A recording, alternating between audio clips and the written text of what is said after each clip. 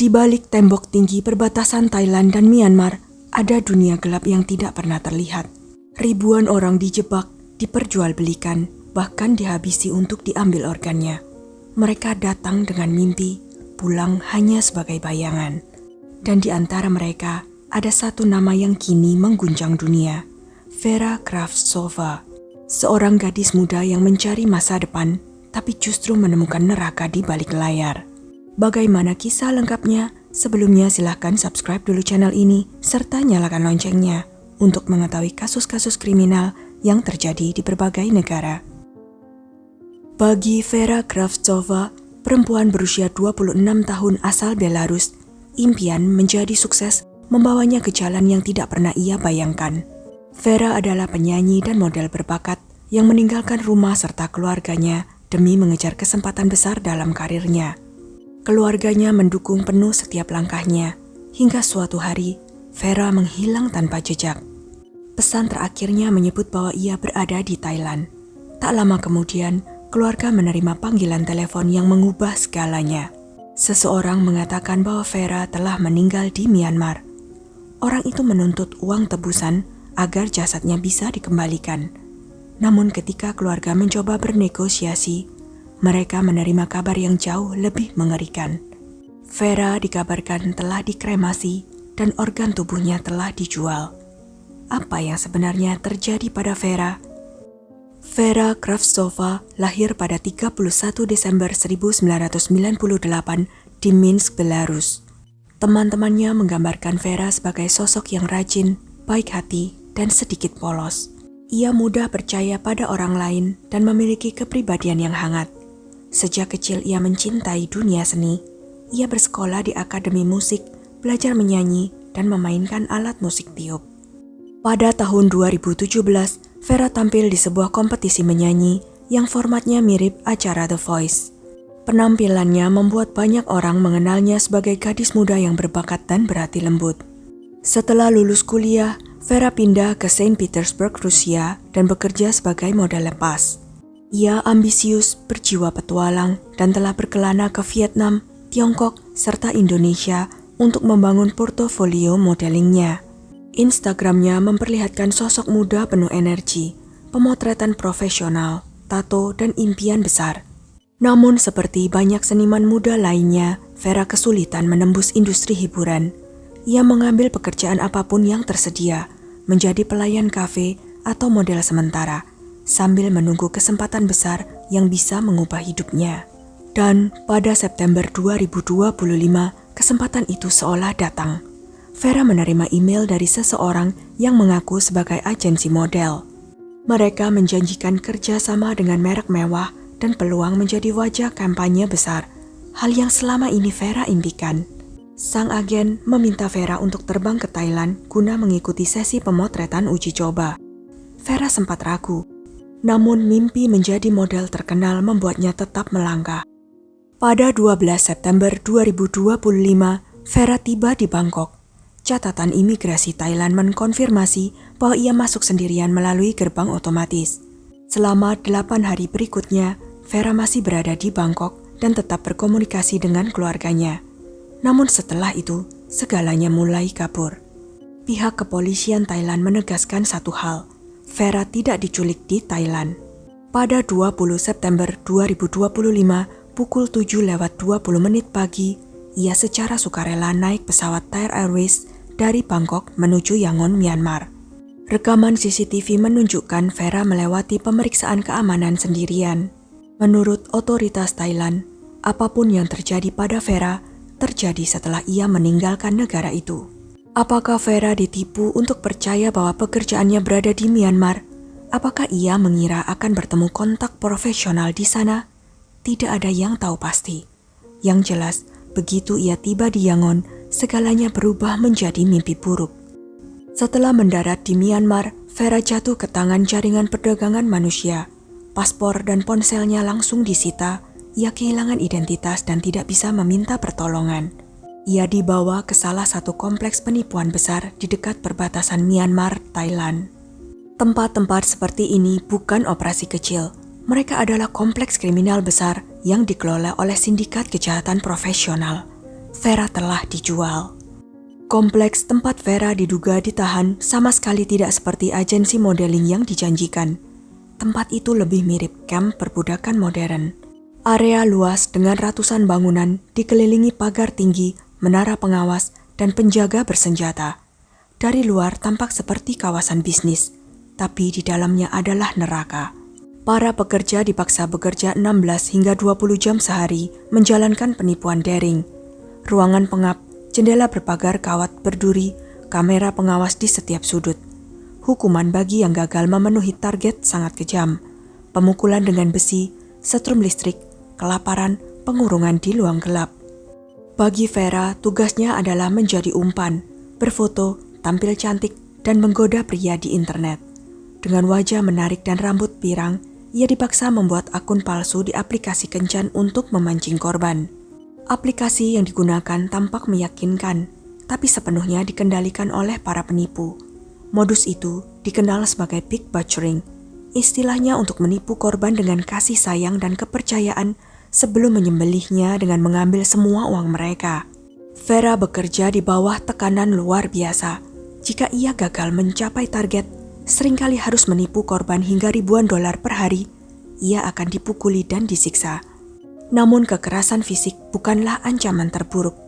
Korban yang gagal terus-menerus bisa dijual ke kamp lain dengan kondisi lebih buruk, atau bahkan menurut laporan dijual ke jaringan perdagangan organ manusia. Awalnya Vera masih diizinkan berkomunikasi secara terbatas dan diawasi ketat. Tapi ketika muncul tanda-tanda bahwa ia mungkin akan melaporkan situasinya, akses itu dicabut.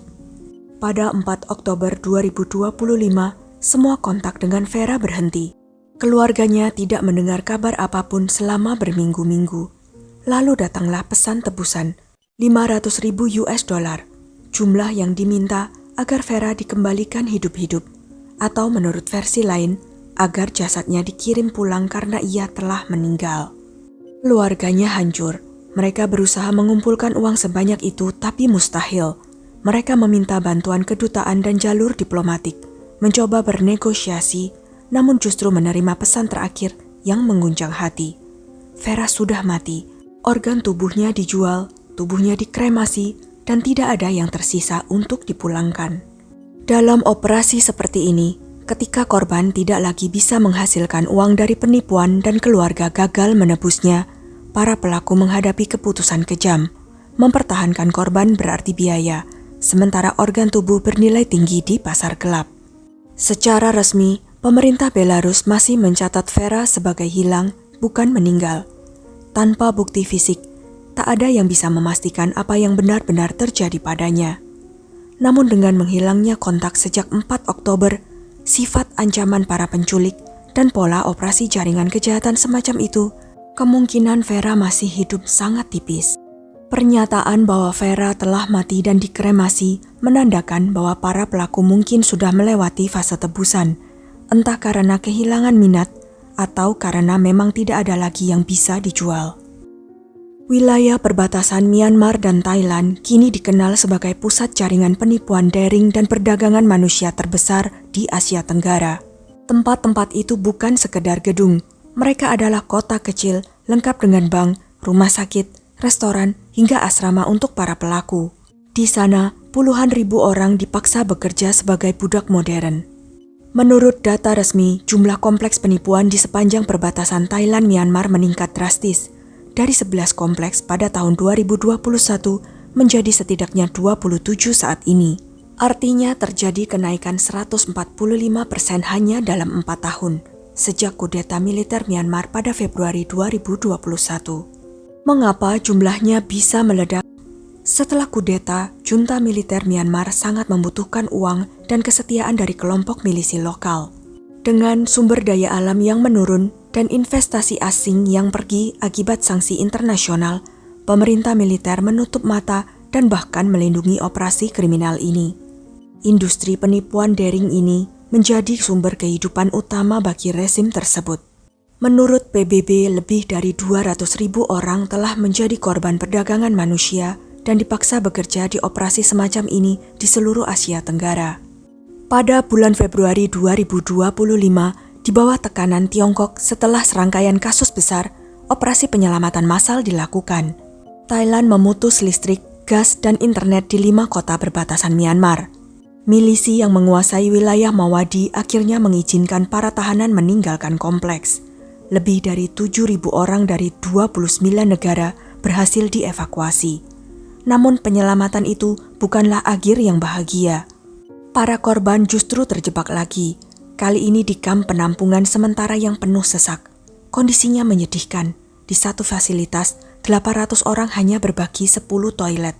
Di tempat lain, 450 orang hanya memiliki 2 toilet, tidur di lantai beton, makan 2 kali sehari dalam porsi kecil tanpa perawatan medis yang layak. Puluhan negara asal para korban juga tidak siap membantu. Korban asal Vietnam menghadapi nasib yang lebih buruk. Sekitar 215 warga Vietnam masih terdampar berbulan-bulan kemudian karena kedutaan mereka meminta biaya pemulangan.